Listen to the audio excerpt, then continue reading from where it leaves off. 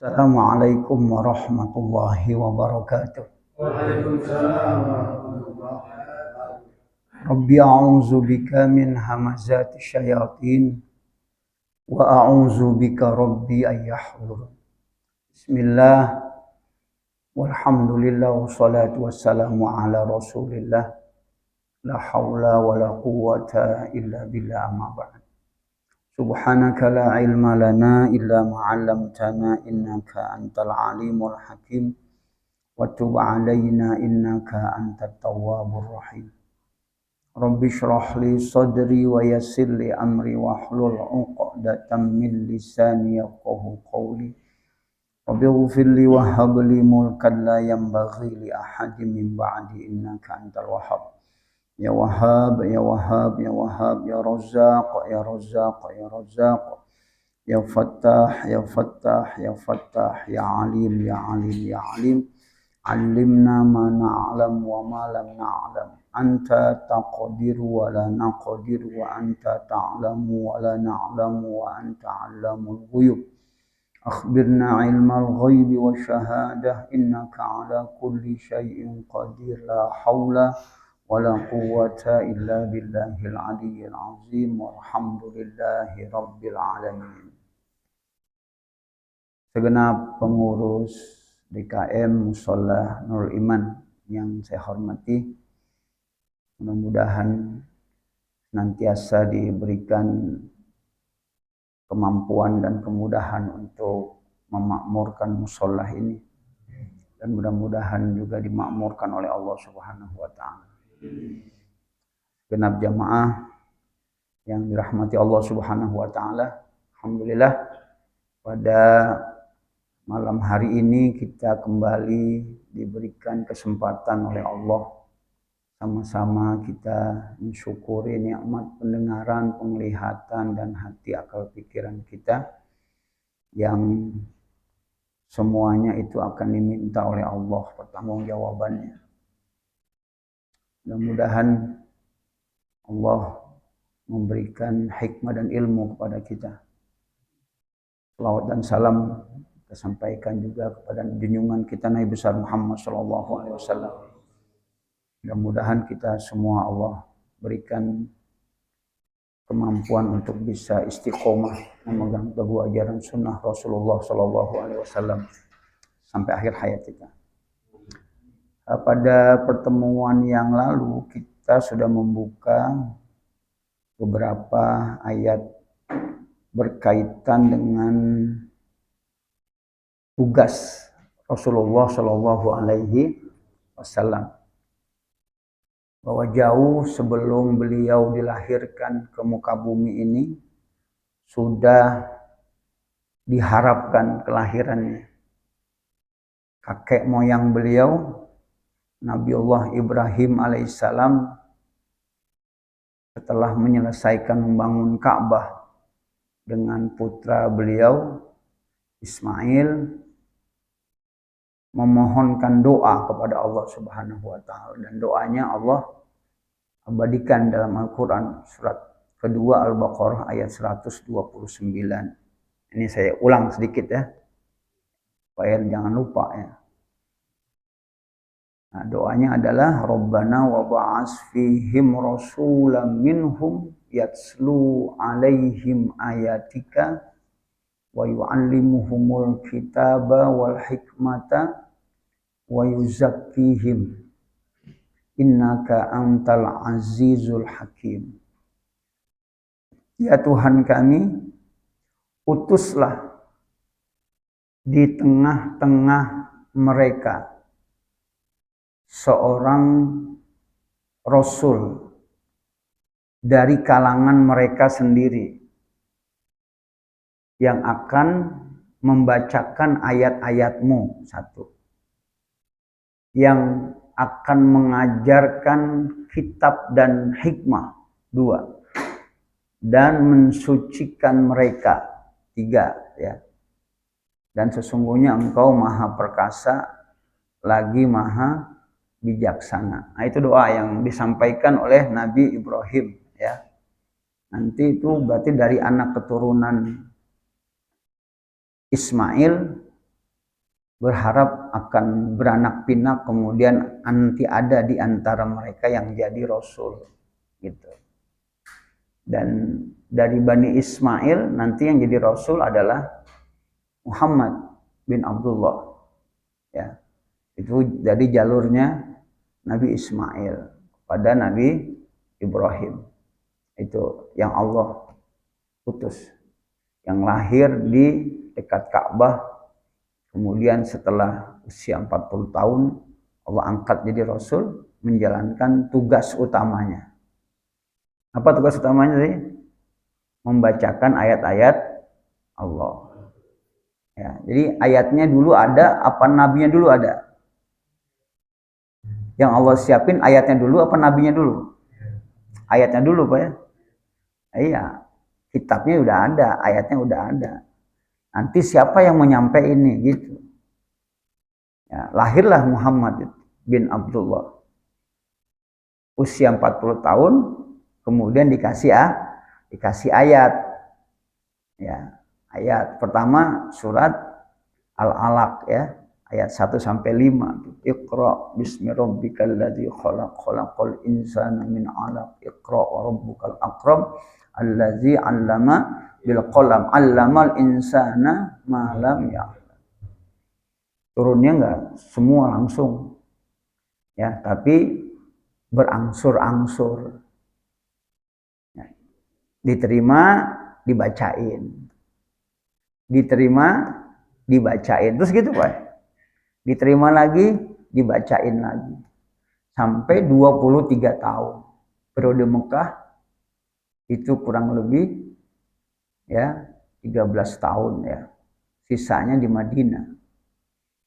Nah, total ya dibulatkan 23 tahun. Tuntas tuh Al-Qur'an. 30 juz, 114 surat, 6.236 ayat.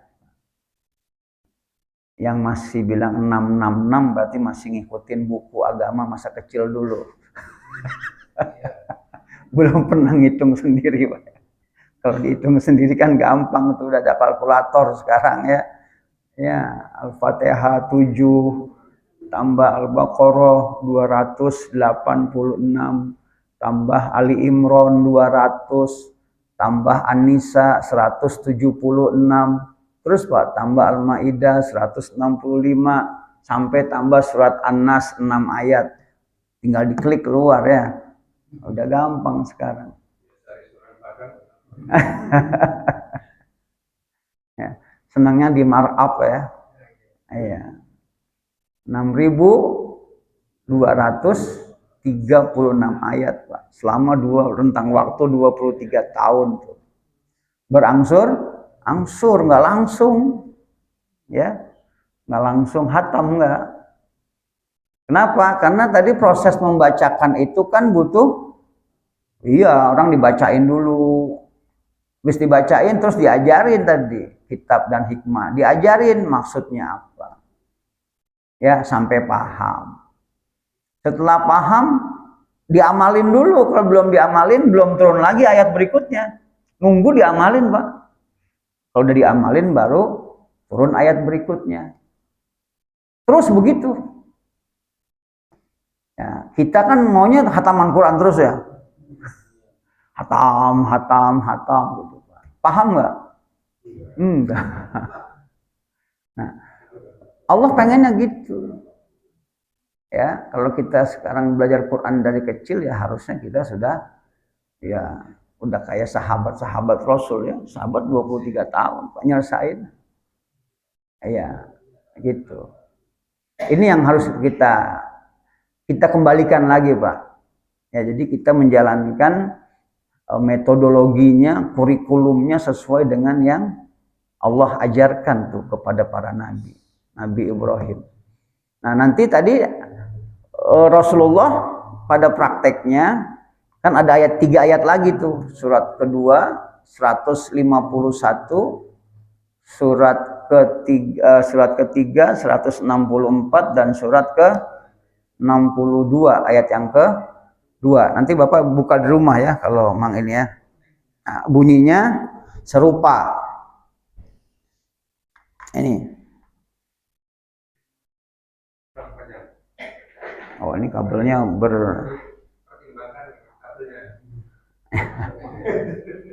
Pak. Ya, nanti ya. Tadi surat berapa? Surat kedua 129 dengan 151. Surat ketiga ayat 164. Surat ke-62 ayat kedua. Ya, pada 129 ya, tugas Nabi itu membacakan ayat, mengajarkan,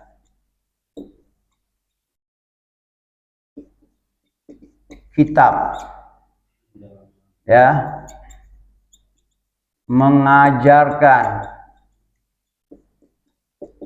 hikmah, mensucikan. Nih pada ayat 129 ya. Tuh 2 3 4. Nanti pada ayat 151-nya 164 ayat 2 ada perubahan posisi ya. Posisi keduanya ini. Nah, di sini. Jadi membacakan ayat, mensucikan dulu. Yang kedua mensucikan, yang ketiga baru mengajarkan dan kitab dan hikmah. Jadi nomor 4 ini naik ke nomor 2. Ini pada susunan di surat yang lain ya. Berubah, Pak. Ini yang kemudian dalam ilmu pendidikan, dalam ilmu hipno. Bapak pernah dengar hipno? Pernah ya? Pernah dihipnotis nggak? Ya. Nah, inilah mekanisme hipnosis, Pak. Mekanisme hipnosis. Jadi Rasulullah menghipnotis, Pak, orang-orang pada masa itu menggunakan mekanisme ini sehingga mereka berubah. Nah, kan perilaku lama nih, perilaku lama.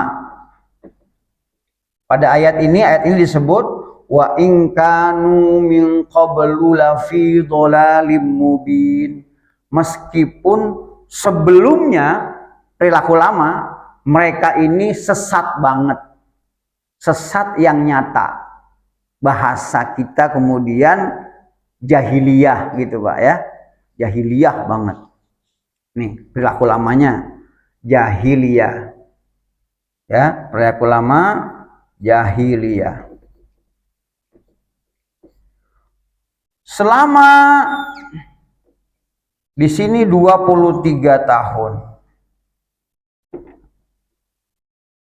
Rasulullah bertugas untuk merubah jadi perilaku baru. Apa perilaku barunya? Pak, nggak tahu. Tugas Nabi apa? Memperbaiki akhlak kan? Ya. Berarti di sini akhlak apa namanya nih, jahiliyah? Akhlakul mazmumah, akhlak buruk ya, akhlaknya buruk supaya menjadi akhlakul karimah kan?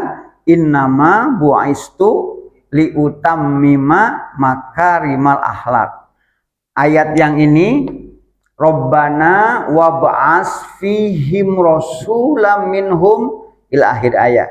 Ya Allah, utuslah di tengah mereka nanti seorang rasul dari kalangan mereka sendiri yang akan melakukan tindakan ini. Kemudian begitu rasul lahir, 40 tahun diutus jadi rasul, beliau bilang apa? Innama bu'istu, sesungguhnya aku diutus liutammima, untuk menyempurnakan makarimal akhlak, kesempurnaan akhlak. Berarti dengan cara apa Rasulullah memperlakukan umatnya supaya mereka berakhlak yang baik? Gimana caranya? Ya pakai ini Pak. Ya ini.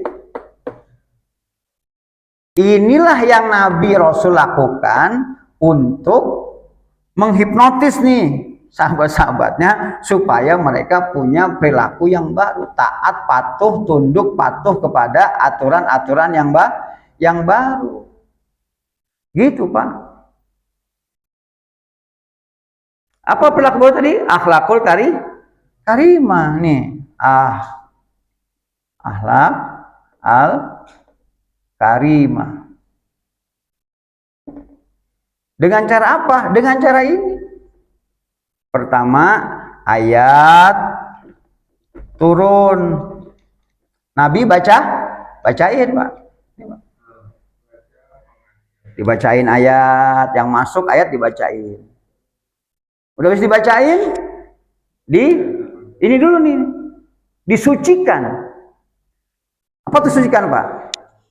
Nih kalau Bapak kan kita nih punya gelas nih. Ini gelas nih udah air lama nih Pak. Udah banyak ampasnya ya, yang jelek-jelek. Gimana caranya supaya yang ada di botol ini ampas-ampasnya keluar? Masukin air yang baru Pak. Terus Pak, lama-lama ngangkat nggak? Angkat Pak. Keluar nggak? Keluar. Akhirnya jadi bening. Begitu maksudnya Pak. Ini data jahiliyah yang udah masuk ke dalam pikiran, disucikan, dibersihin, pakai data baru. Data barunya apa? Ayat Al-Quran. Kenapa mesti data barunya ayat? Karena ayat Quran pasti benar. Sepakat nggak Pak? Pasti benar. Karena ayat Al-Quran tidak ada keraguan padanya. Betul Pak? Kalau nggak ada keraguan berarti benar kan? Iya. Alif, Lam, Mim. Zalikal kitabul la raiba fihi hudal lil muttaqin. Alif, Lam, Mim. Alif dari Allah. Lam melalui Jibril. Mim kepada Muhammad. Apa itu? Zalikal kitab. Inilah Alkitab namanya. La raiba fihi, yang tidak ada keraguan padanya. Hudan menjadi petunjuk, hidayah. Lil muttaqin, bagi orang-orang yang bertakwa. Berarti Quran pasti benarnya. Supaya pikirannya, supaya perilakunya benar, maka harus masuk data yang benar. Kenapa orang pada singit? Toh singit Pak. Iya, perilakunya karena data yang masuk nggak benar. Karena data yang masuk itu berita-berita hoax, maka perilakunya juga hoax. Karena dulu yang masuk semua dongeng Pak, katanya. Maka juga akhlaknya katanya baik. Diumumin KPK. Katanya jujur, ketangkep pakai baju oranye. Coba Pak. Kenapa? Semua pakai katanya. Yang masuk datanya apa? Kalau kata Pak Prabowo dalam setiap sambutannya, saya juga kan orang Indonesia. Saya udah lama tinggal di Indonesia. Artinya apa? Itu Pak, kebudayaan buruk yang ada di Indonesia, di instansi, dia juga tahu gitu. Dia tahu saya begitu kelakuannya, korupsinya dari mulai tukang sapu sampai yang paling atas. Nah iya. Begitulah dulu jahiliyah Pak. Gimana cara ngerubahnya? Ya ini. Jadi cara Rasulullah mendidik ya umat pada saat itu yang jelas-jelas kata Allah perilaku mereka sesat yang nyata, ya Rasul melakukan ini, membacakan ayat, masukin data baru, kemudian mensucikan dulu data-data lama, dibersihin dulu. Maka Rasul nyiapin rumah sahabat namanya Arqam bin Arqam Pak. Jadilah Darul Arqam, rumahnya Arqam sebagai pusat pelatihan. Kalau ada ayat ngumpul di mana? Di rumah Arqam Pak. Di rumah Arqam lah itu kumpul semua sahabat, dibacain ayatnya, mereka ngapalin, diajarin. Terus Pak, nanti turun ayat lagi, kumpul lagi di rumah Arqam Pak. Mereka semua kumpul di rumah Arqam. Ya, dicek dulu masuk data lama nggak, data yang lama gimana nih, yang ayat mana lupa nggak, cek lagi Pak. Rasulullah terus begitu Pak. Jadi mensucikan itu adalah dalam rangka untuk tadi mensucikan data, jangan sampai masuk data lagi yang buruk. Diajarkan kitabnya, maksudnya apa, ada penafsirannya. Oh maksudnya begini. Diajarkan hikmahnya. Apa tuh hikmah? Ya, kalau di dalam Quran ini terjemahnya dalam kurung sunnah. Artinya Rasul nyontoin Pak. Dicontohin. Karena kita selalu butuh contoh. Beliau sebagai uswatun hasanah, sebagai contoh. Dicontohin Pak. Nah itu. Kalau udah begitu, masuk Pak perilaku baru. Ya, maka kemudian Rasulullah, sahabat-sahabatnya, perilakunya apa tanya? Ya Aisyah, seperti apakah akhlak Rasulullah? Kata Aisyah, karena khuluquhul Quran. Rasul itu akhlaknya Quran. Kok bisa? Iya, beliau itu Quran berjalan karena masuk datanya ayat. Masuk datanya ayat, terus begitu Pak. Datanya ayat, terus begitu. Ya, jadi kalau ini gelas tadi diisinya air bening, kalau dituang ke gelas isinya apa yang keluar Pak? Air bening kan? Kalau ini diisi kopi, dituang ke gelas jadi teh kan? Iya Pak?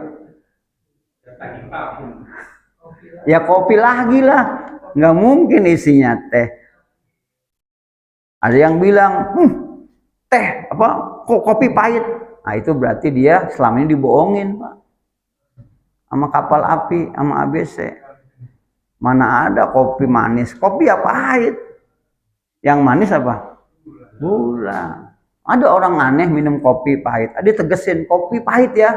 Kenapa emang ada kopi manis? Berarti selama ini dibohongin sama tukang kopi. Ada kopi rasanya manis Pak. Itu Pak. Kebiasaannya begitu. Jadi kalau ada kopi pahit langsung pahit. Salah apa benar Pak?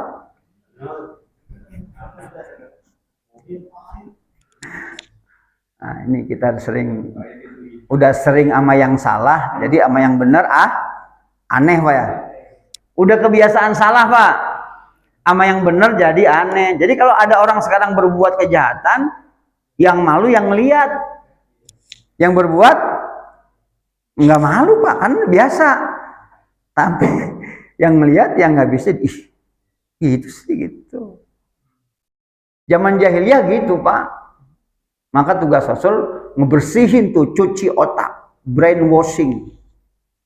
Cuci otak pakai apa? Pakai ini tuh. Tentara Pak dengan berbagai macam ya calon tentara masuk ke akademi ya militer, masuk barak Pak. Dicuci otak. Dibacain semuanya ayat-ayat tentang aturan tentang tentara, tentang politik militer seperti apa, perilaku militer seperti apa. Masuk Pak, begitu keluar dari barak semua seragam kan, semua seragam.